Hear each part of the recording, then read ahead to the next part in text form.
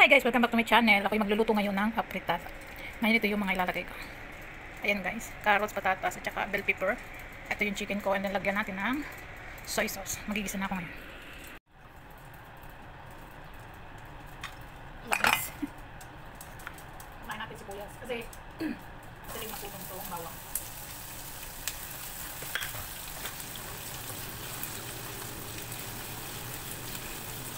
Okay.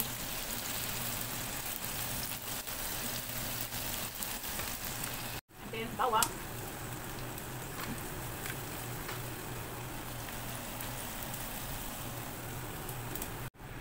Tapos lagyan natin yung manok.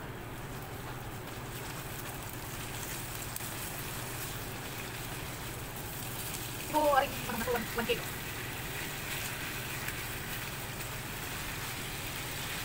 Okay, saludo na lang natin. Pag na-brown na siya guys, lagyan na natin ang soy sauce. Lagyan natin ang asin.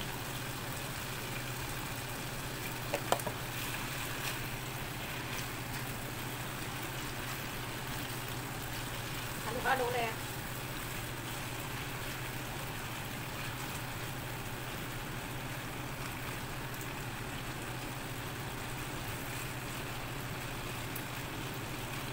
Dapat may hotdog kaso wala tayong hotdog at saka atay ng manok para siya malapot, so wala din ako.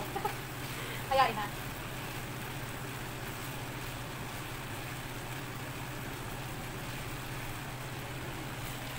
Hintayin lang natin guys maluto yung chicken.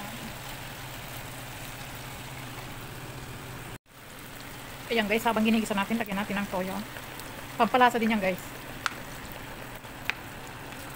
Ayan. Tapos haluin ulit natin.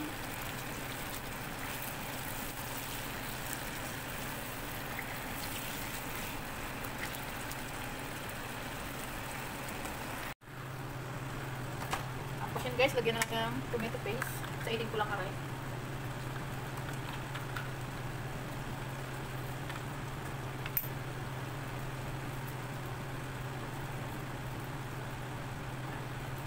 Tapos uwi.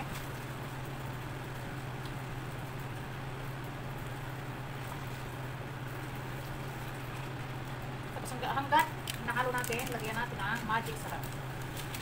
Para guys, malasa.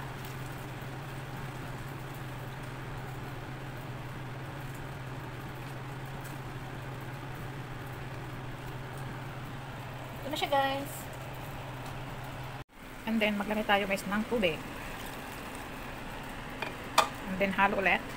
Yan, pabayaan natin na maluto yung chicken. Tapos ilalagay na natin yung patatas and then carrots. Pakuluin na lang muna.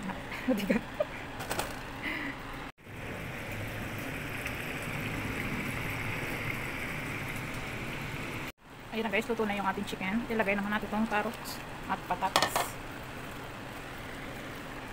Haluin ng dahan-dahan para hindi madurog si manok. Ayan. Tapos dagdagan natin ang pangpanghang chili flakes guys. Itong ating lalagay. Konti na. Para may lasang kaunting anghang. Kasi lalagyan pa rin natin siya ng bell pepper. Antayin natin kumulo. Ayan. Yan guys, malambot na yung ating carrots at saka patatas. Lagyan na natin itong bell pepper. Ayan.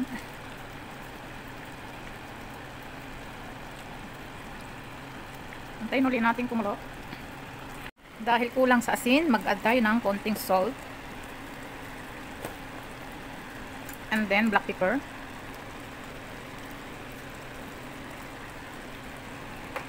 And then halo ulit. Dahan-dahan lang para hindi madurog si manok.